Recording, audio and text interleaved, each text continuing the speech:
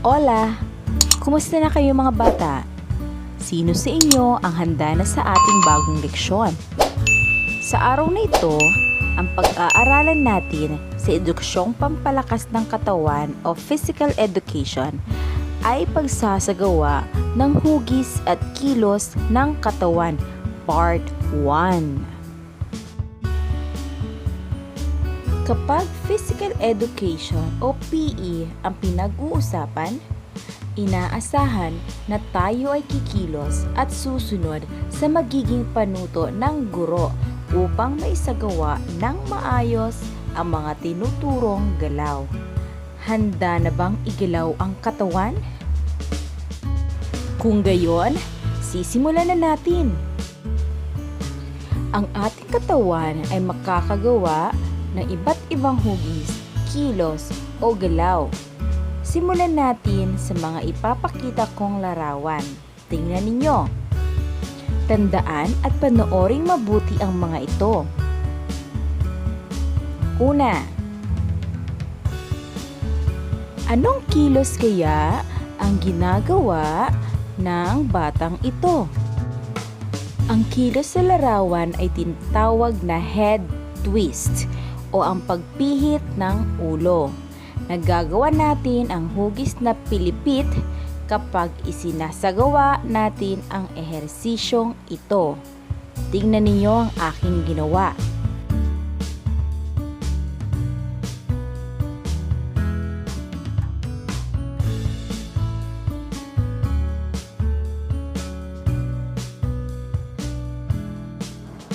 Pangalawang larawan. Ang pangalawang larawang ito ay tinatawag nating trunk twist. Nagagawa natin ang hugis na pilipit at tuwid kapag isinasagawa ito. Tingnan niyo muli ang trunk twist na gagawin ko.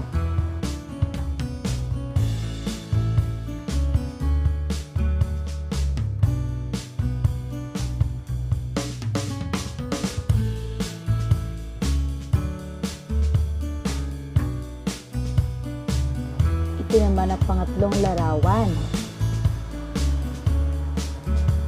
Ang ikatlong larawan ay tinatawag nating headbend. Nagagawa natin ang pagbaluktot kapag isinasagawa ito. Kagaya na lamang ng aking ginawa.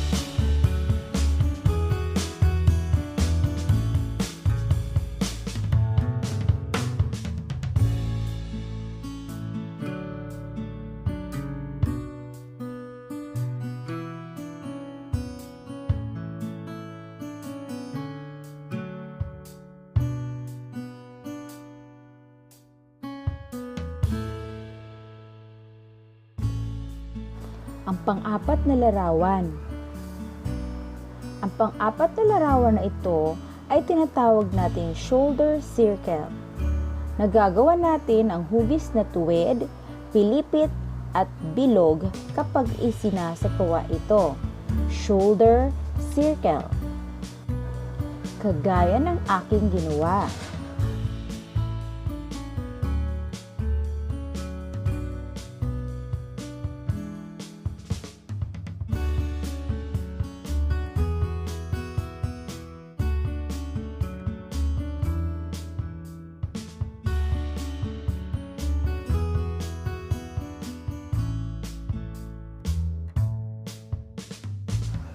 Panglimang larawan.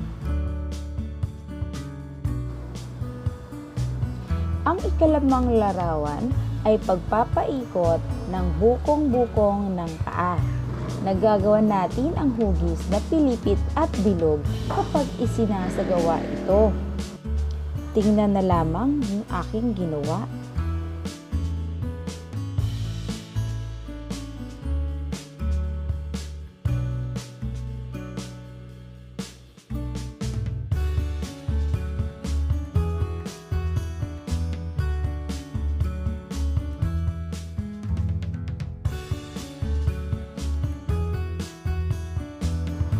Ika-anim na larawan.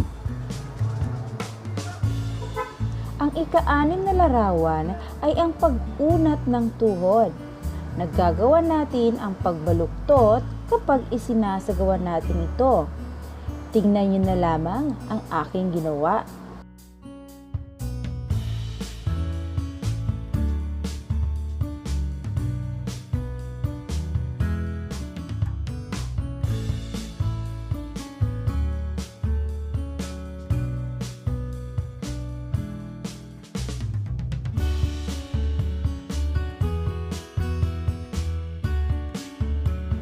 Ito ang ating dapat tandaan.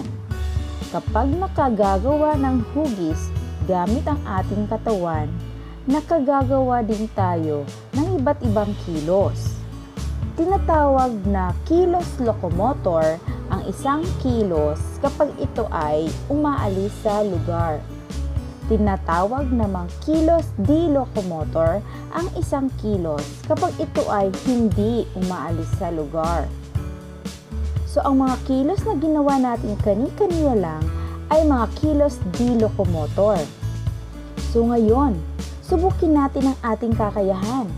Sundan ang aking kilos at galaw na may tugtog. Ready?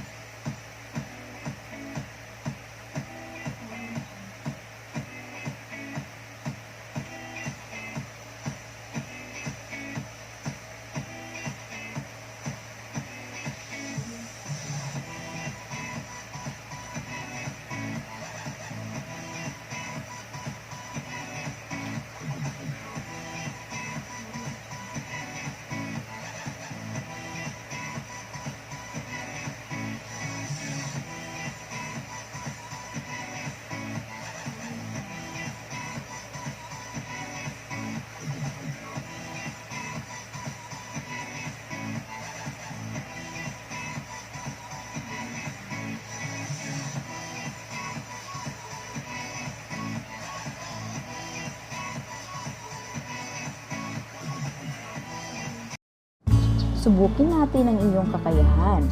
Kumuha ng isang buong papel at sagutan ang mga katanungan dito. Piliin lamang ang letra ng tamang sagot.